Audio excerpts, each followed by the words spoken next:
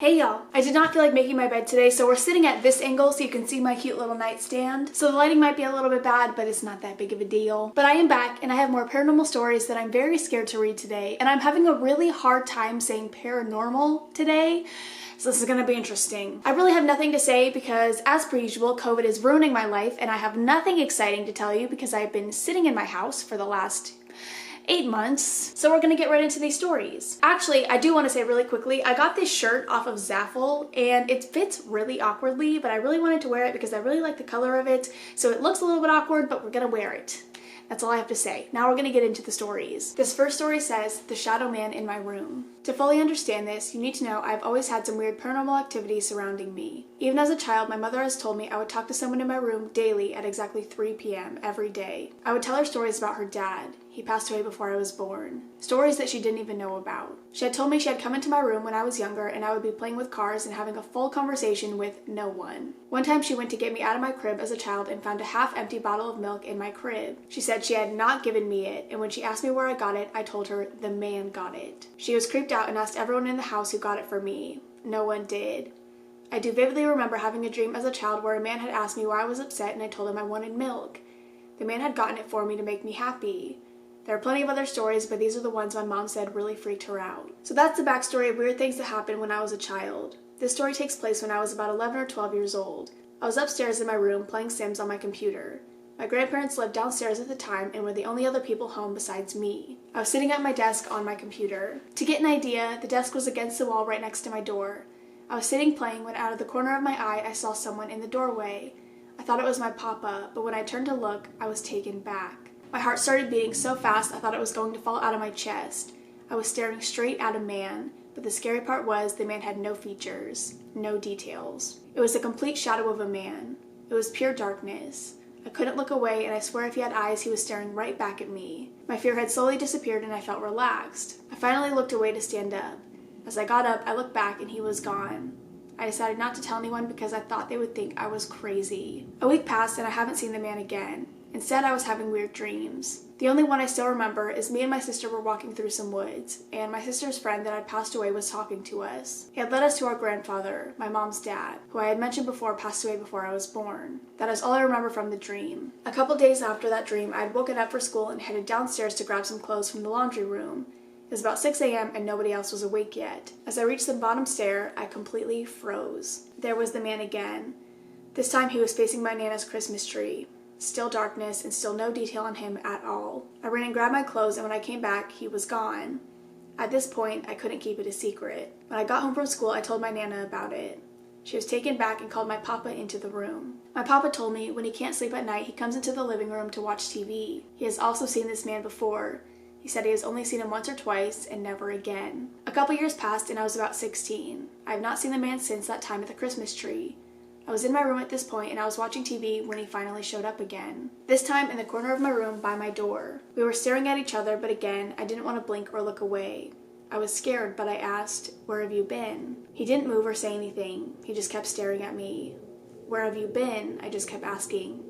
He eventually moved to the other corner, but I never got an answer before he was gone again. I can't imagine watching that thing move from corner to corner. I started having weird dreams again. The same one with my sister in the woods happened again. After a couple weeks, the dream stopped and I never saw him again. I told my sister and she told me she had also seen him a couple of times. She said that she has been seeing him in the hallway that leads to everyone's bedrooms late at night. No one has seen him since the night that I tried to talk to him, until a couple weeks ago. I'm 22 years old now and I still live with my parents while I finish college. I was in my room around 12 a.m. when I drew my attention to the corner of the room. He was there again. We just stared at each other. Eventually I looked away and he was gone. The next day he was there again. "Where have you been?" I asked him again. I swear I almost died when I heard a faint "here" reply. I looked away knowing he would be gone after that. He's been appearing a lot more lately and I'm slowly getting used to him being around. One thing is, I'm still scared to talk or ask him anything. I'm scared to know when he answers. Most of all, I'm scared to know what he wants and why he's back. Update. My brother told me last night that he has been seeing this man as well. He said he'll wake up at 2 to 4 a.m. and see him standing at the end of his bed. He said nothing was ever said to him and nothing ever happens. He just stands there and looks at him. That is absolutely fucking terrifying. Especially because like almost everyone in your household has seen this shadow, has seen this fucking person. That is absolutely insane to me. The story is also about a shadow man and it is called Shadow Man. It all started when I was laying in bed trying to fall asleep when I heard a light tapping. I have no idea why, but this sound terrified me. I was too scared to turn around and find the source, so I just laid there. This happened more and more over the next couple of weeks. It happened around my room, in the basement, my car, and I even heard it when I was alone at school. I started to think I was going crazy until my best friend, we'll call her Addie, heard it too. We tried to find where it was coming from, but we were never successful. Sometimes the sound would lead us to the middle of an empty room. Then this past Thursday, my parents were out of town and I was spending the night at Addie's house. We had spent the whole day at my house working on homework and it was starting to get a little bit late. Some of our other friends, we'll call them Spencer and Eli, had just texted me that they were on their way when we heard the tapping. The feeling that Addie and I got from the tapping was so overpowering that we just curled up on the floor together until the boys got there. I had told the boys about the tapping before and that I thought I was being followed by something, but the only one who believed me was Addie. When they walked in the front door, the tapping stopped and we told them what just happened. They didn't believe us. So we came to the decision that we would light a candle and if there was a spirit, we would ask it to put it out.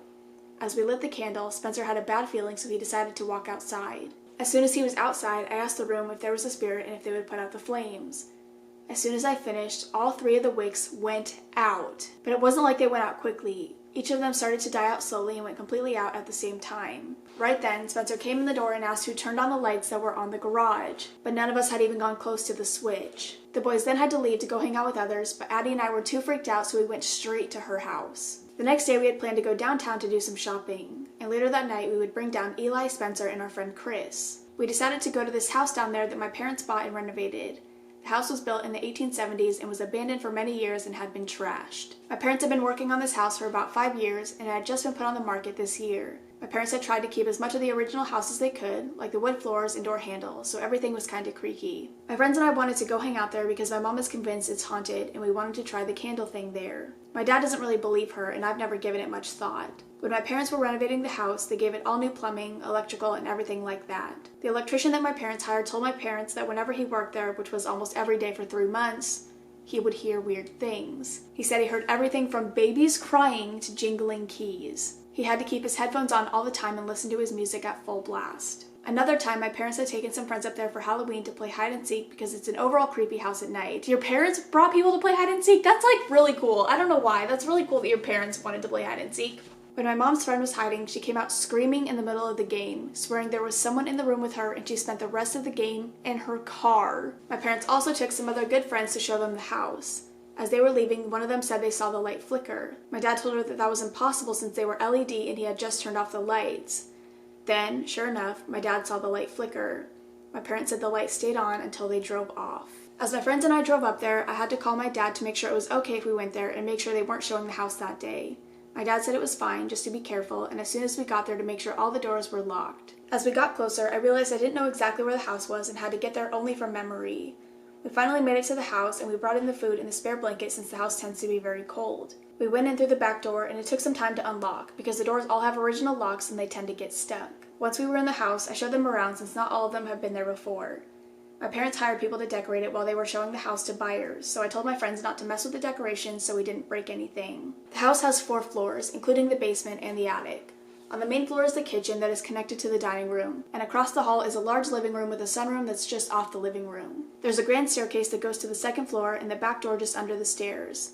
The basement was just a bunch of rooms in the boiler room. The 2nd floor also had a bunch of rooms with balconies, with doors that you have to crouch to get through. Then there's a smaller staircase that leads up the attic and my parents turned into another bedroom. My friends and I made sure all the main floor doors were locked, but we were walking in and out of the balcony doors.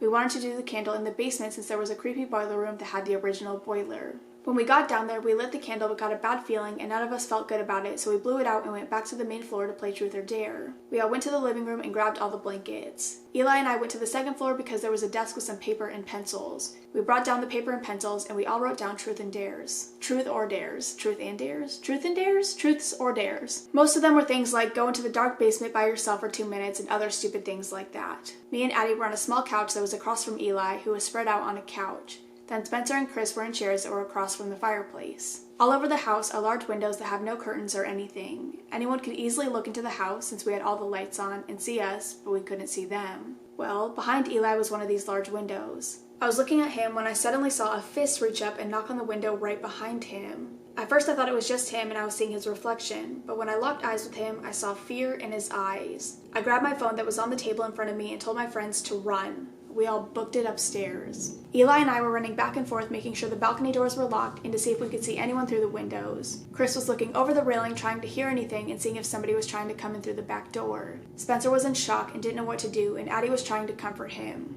My mind started running 1,000 miles. I started to think about what self-defense I knew, but I'm only 17 and my friends are the same. I also thought if the person who knocked was breaking in to steal something, then they would have to try to be quiet. This probably meant they were here to do something else. I'm most definitely the mom of the group, so I thought it was my job to protect my friends. At this point, I had my face pressed up against a window trying to see anything when I heard pounding on the front door that was made of glass. Addie then grabbed my arm and told me to call my dad. I had forgotten I grabbed my phone and none of my other friends had thought to grab theirs.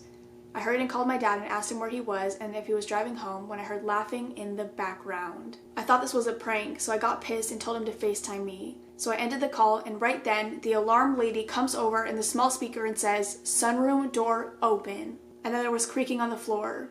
Chris called to us and said, "They are in the house." Addie went into shock and curled up on the floor and told me to stay with her. I told her I couldn't and grabbed Eli and Spencer since they were the closest to me and started running to the 4th floor to get as far away as possible. I called to Chris and Addie to come, but Chris said he was going to stay to fight them off, and Addie wanted to stand by him. Once Eli, Spencer, and I were on the 4th floor, I called the cops and realized I don't know the address of the house and I'd only gotten there by memory. Right then I heard laughter coming from my phone. I ended the call and looked at my phone and realized I was on FaceTime with my dad and he and my family were at the back door. I called to my friends and told them it was just my parents. I then ran downstairs to let them in and collapsed into my dad's arms and started to cry. I thought me and my friends were going to die in that house and there was nothing I could do to save them from what was coming. This all happened in the span of 5 minutes. My parents, little sister, and little brother were all laughing and told me it was just a joke. We then went to sit in the living room and they told us how they knocked on the window and went to hide around the fence. I asked them about the pounding on the doors and the alarm and the creaking on the wood floor, but they said they only knocked on the window and they were confused. We then checked the alarm and it said the sunroom door did open, and when we checked it was just barely cracked open, but it wasn't my parents. However, the door was locked before, so they would have to unlock it. We then heard a high-pitched noise coming from the dining room.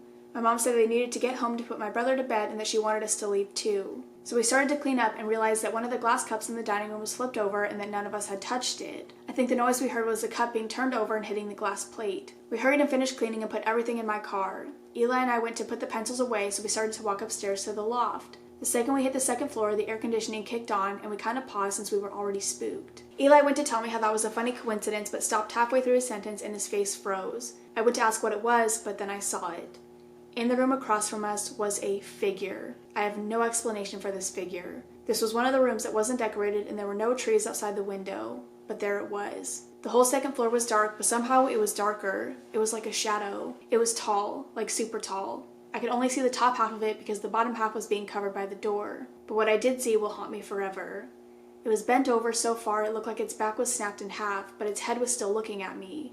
I was frozen. I couldn't move. Then it shot behind the door so quickly, it was a blur. Eli went to turn the lights on, but they would not turn on, so we just ran down the stairs. I started to cry, and Eli was in shock. We tried to tell the others what we saw, but they didn't believe us.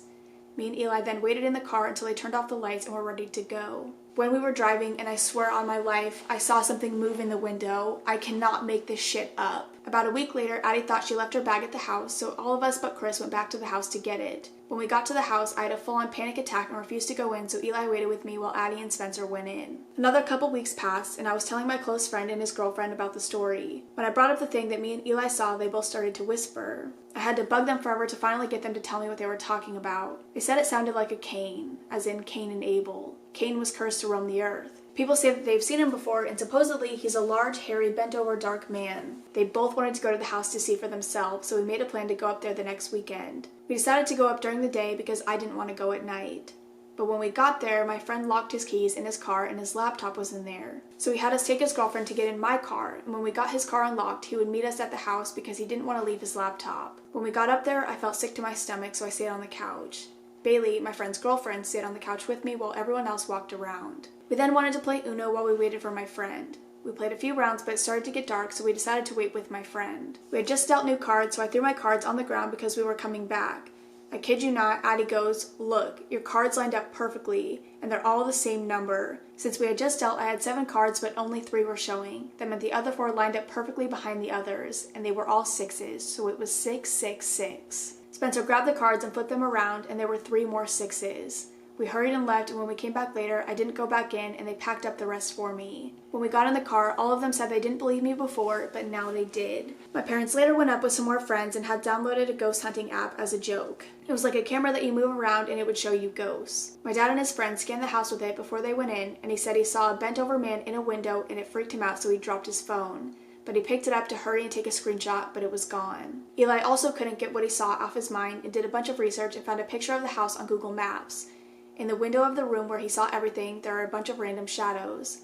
This room is not decorated and there are no trees in front of it, nothing that could have made the shadow. I'll put the picture at the end. Everyone sees something different. I see a small child. I'm gonna put the picture right here. I refuse to go back to the house and start crying every time I tell the story. I don't know exactly what I saw, but it gives me the chills just thinking about it. It's been a couple months now and nothing has happened, so hopefully whatever it is will leave me alone now. Sorry the picture's such bad quality. That is absolutely fucking insane. For a second there, I thought the whole scary story was just gonna be like your parents scaring you, and I was like, I don't think this is paranormal, but the fact that you were already freaked the fuck out because your parents scared you and then you saw a shadow person, that is way too much for me to handle. I don't know what I would have done. I would have lost my shit. I would have been done forever, absolutely for fucking ever. I would have been absolutely done. I would have never gone back to that house. I don't know how you went back there. Okay, and I picked a short story for the last one. This just says my possessed twin brothers.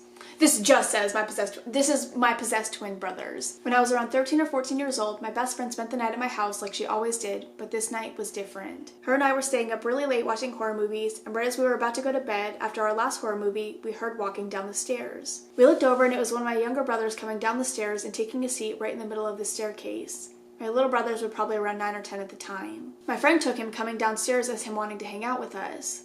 She walked over to him and asked if he wanted to come watch a movie or a show with us. He didn't respond and just had a blank stare on his face. He continued staring at us for a moment, then began to look really angry and twisted. As this went on, from upstairs we heard my other brother screaming and crying at the top of his lungs. We freaked out and woke up my mom, and she told us they were probably just sleepwalking or having a nightmare, but I have to disagree. Something about that night felt really off and really bad. At the same house, I have a few other shorter stories. I used to share a room with my little brothers when we were all really young, and although sleeping in the same room made me feel a little bit safer, I refused to sleep with the door open. Any night we'd have the door open, I'd see a tall, black shadow figure coming up the stairs and going into my mom and dad's room. What is with these stories and the shadow people? I fucking can't. Shadow people scare the shit out of me. It was traumatizing to say the very least. The shadow figure didn't feel bad, it just scared the hell out of me. There was a pair of spirit or entities I saw quite often, but I'm pretty sure they were good. One was a tall glowing lady, and she was always followed by a short man in a top hat. I never got bad energy or feelings from them though, and they always made me feel safe. Thank you for reading this. I hope you enjoyed that. Yeah, that was a really short one. I just thought the possessed brother one was terrifying because I read that before and I was like, oh god. So just a short one to end it off, because the second one I read was pretty fucking long. But I hope you guys enjoyed. If you have any other stories that you would like to share with me or the community, I will have the subreddit linked down below. I will also have my email written down below. I do take a majority of the stories from the subreddit, and it does seem to be working. People are allowed to post on it, so I don't see an issue with the subreddit. So if you have a story, I prefer if you post it on there. But if for some reason you're not able to, you can send it to my email, and then once the subreddit breaks again, which I'm pretty sure it will because I don't really know how to use subreddits, I will use the email for stories. But other than that, I'm going to go. I love y'all. I will see you in the next one. Bye! I did my makeup really weird today. I did it really different today, and I don't think I like it. I don't really understand what's going on with the wing that I did. Not a fan of the makeup today, but we're just going to ignore it. I'm gonna leave now, and I'm gonna take it off. I'm just gonna scrub it. See ya.